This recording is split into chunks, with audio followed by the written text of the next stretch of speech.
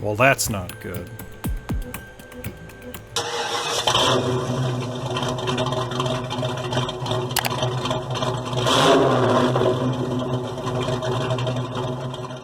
So this is a V-twin Briggs Stratton that previously lived on a lowboy trailer and ran the hydraulic pump. And after its life ended on the lowboy trailer, it laid in a junk pile for a while out in the rain, where I found it. And the story on this engine is that it was installed on the lowboy. The trailer was disconnected. Lowboy splits the front half from the back half hydraulically. The trailer was split and the engine stopped running.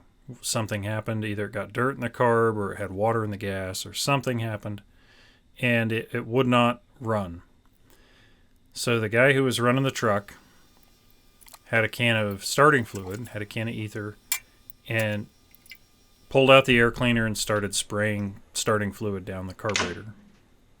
And he was able to get the engine to run for a while.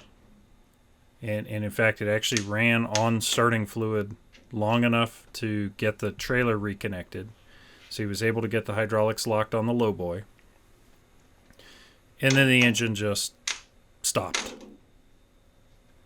And so they pulled the engine off, replaced it, and threw it on the scrap pile, which is where I found it. And so what we're going to do today is we're going to tear into this engine and we're going to figure out what happened. Why did it stop? What failed? If this had been a living organism, we'd call it an autopsy or a necropsy.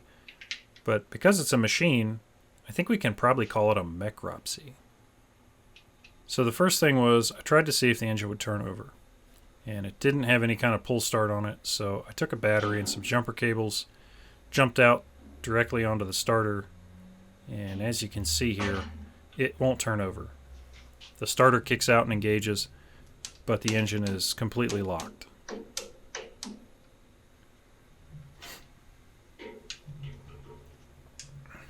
So let's dig in and see what happened.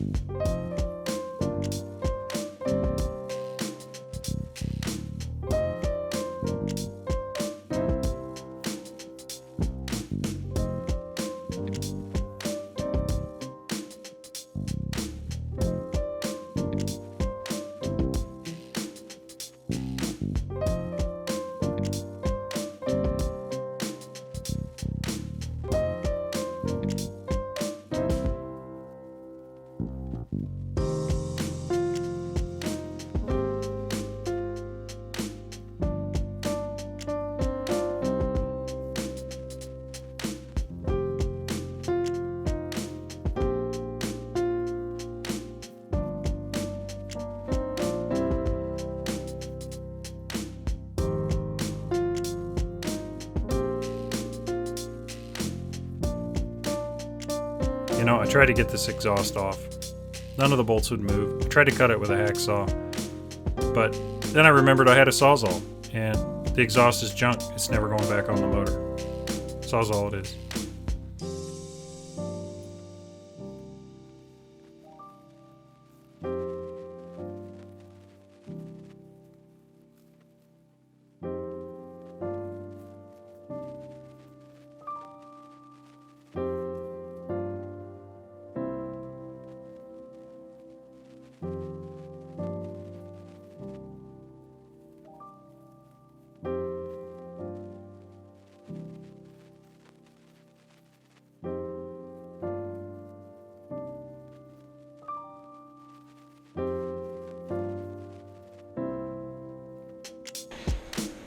Normally when you turn a flywheel, you expect something to happen in the cylinder, and in this case it's not happening. That's really our first clue here as to what happened to this engine.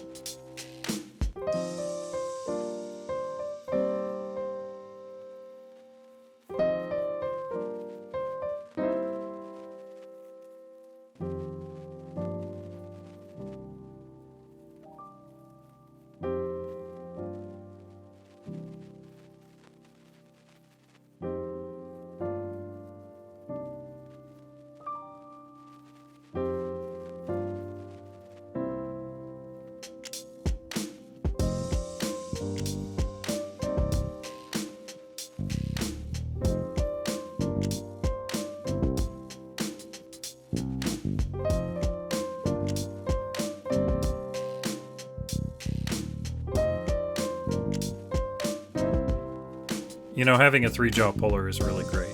Having a big 3-jaw puller is even better. This thing's big enough you can pull brake rotors off with it, or you can pull the entire side cover off an engine. We found the problem. Most of one of the connecting rods is in pieces down inside the bottom of the engine. And the thing that doesn't come across in a video is the smell. The inside of this engine just reeks of starting fluid.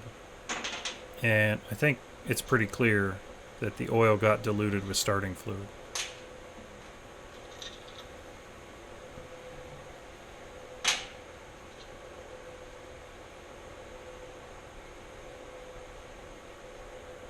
Well, that's not good.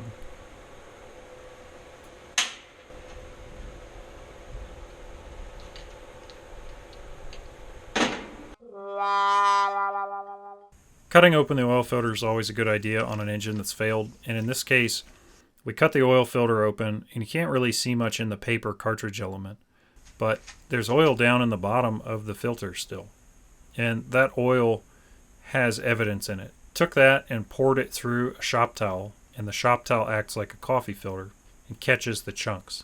The chunks are still suspended in the oil. Now they're caught in the paper filter, and we can start to see the glitter of all the metal that went through the oil pump and then got caught in the oil filter.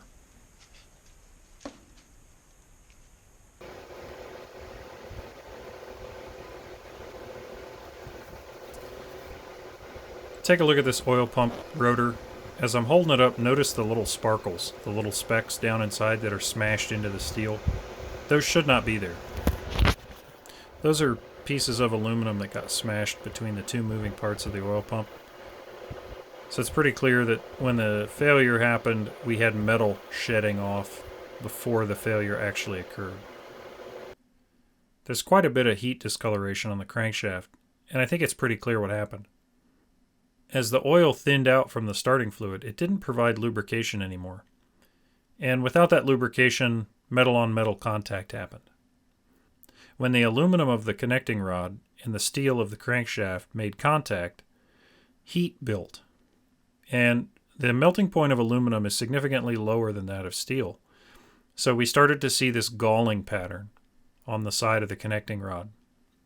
That galling eventually created enough friction that we created a side load on the connecting rod, and you can begin to see the rod bent and then snapped as all the momentum of the other cylinder firing and the flywheel and the crank rotating just created a big lever against the side of the cylinder wall and folded the connecting rod.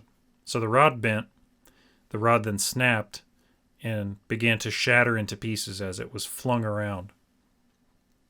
So I got out the USB microscope and really did a close-up inspection of the side of the connecting rod, and you can see the machine surface that was supposed to be here is now replaced with this big crater-looking galled metal surface. And that galled surface is where a lot of the aluminum came from that we found in the oil pump and in the oil filter. All right, thanks for coming along on the teardown of this Briggs V-twin engine. I think we've nailed down what ended this particular engine. But keep an eye on the channel for more teardowns as I do more out in the shop. Hi folks, thanks for stopping by and checking out my videos. Here's a few more you might like. While you're here, don't forget to like and subscribe to support the channel.